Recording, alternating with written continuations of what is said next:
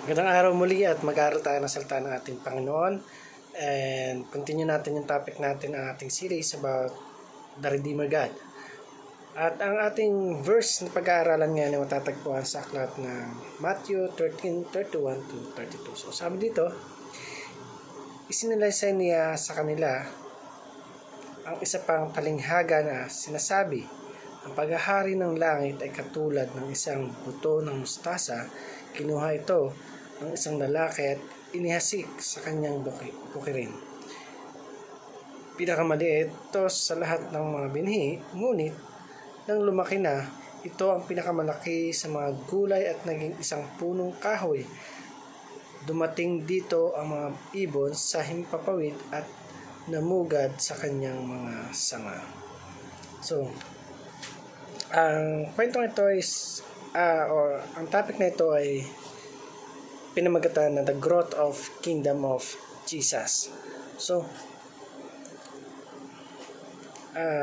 dito makikita natin na kung matatandaan natin, maraming talinghaga, maraming nasulat ng mga talinghaga sa Biblia. Pero itong isang to ay another na fruit ng Lord kung paano niya bibigyang paliwanag yung mga katuruan about sa mga nangyari sa mga karakter natin sa Biblia. So, para do sa ating teaching, una, sabi dito, the mustard seed is the rock spoken of by Daniel. So, kagaya ng isang maliit na butil na mustasa, sabi nga dito ay higit na mas maganda kapag lumaki na ito. Yung isang maliit na butil na mustasa, pero kapag yumabong na ito, kapag gumanda na, ay kapakinabangan din sa bawat isa sa kanila. What I mean is,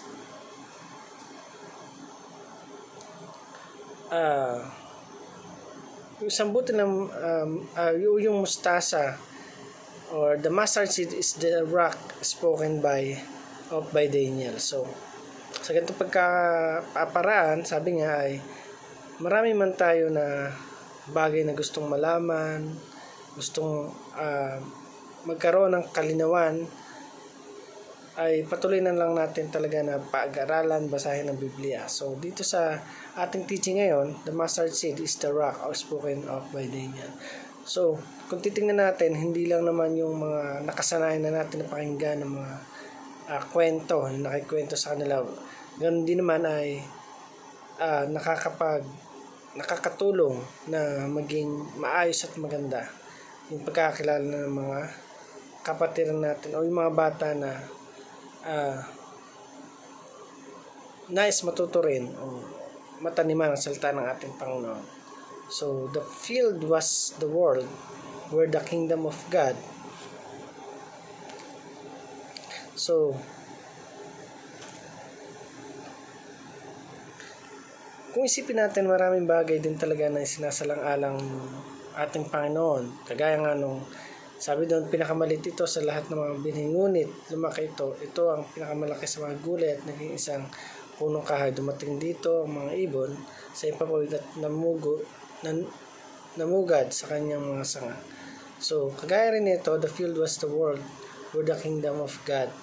So, yung ginagalawa natin ay talagang lahat yan nakapaloob sa ating Panginoon. Lahat ng kilos, lahat ng mga kaplanuhan natin, lahat yan ay nasisiyasat ng ating Panginoon. Kaya wala tayong may ilihim sa kanyang kadakilaan. Number 3, sabi dito, the kingdom of heaven started small, is growing, and it will fill the whole world. So, kung papansin natin, maraming churches na dapat tayong puntahan, pero minsan may mga tao na sabi natin na nagba-backslide kasi may mga bagay pa silang hindi maiwanan. Pero as a Christian, kailangan nating panindigan, patunayan na magkaroon tayo ng kakaibang relationship doon sa mga spouse natin o doon sa mga asawa natin, na maging mabuti tayong halimbawa, maging maayos tayo, upang sa pag-share ng salita natin Panginoon, mas marami tayong madala, mas marami tayong mailapit sa ating Panginoon. Ganun din ay ibigay yung kahilingan nila, kahilingan ng bawat isa na nanalangin dito. So, paano naman po sa ating application? Find your role in growing kingdom of God. So, hanapin natin ano ba yung role natin na mas makakatulong pagandahin yung bansa natin. And alam natin na maraming way, maraming pagkakataon na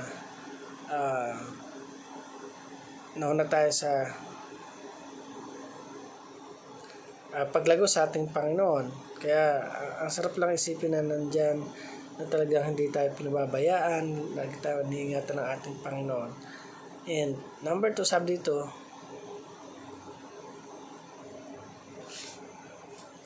offer your family, tances, etc.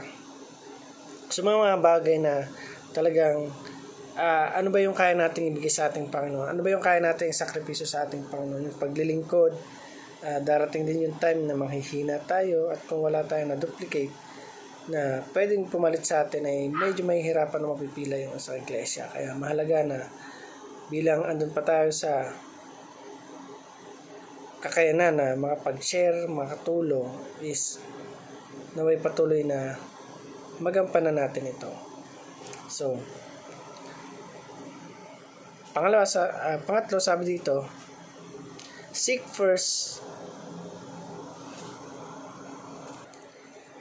So, eto sabi dito, seek first the kingdom of God and His righteousness, and let God supply all your needs. So, ito po ay matatagpuan sa aklat ng Matthew 6 verse 33. So, sabi doon, pag sumakita natin na sundin ang kalooban ng ating Panginoon, no, nais na sa buhay ng bawat sa atin,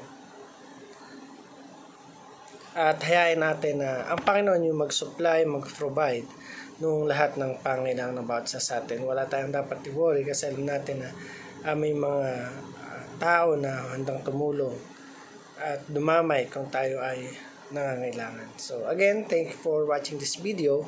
I hope you learned something, and God bless you more.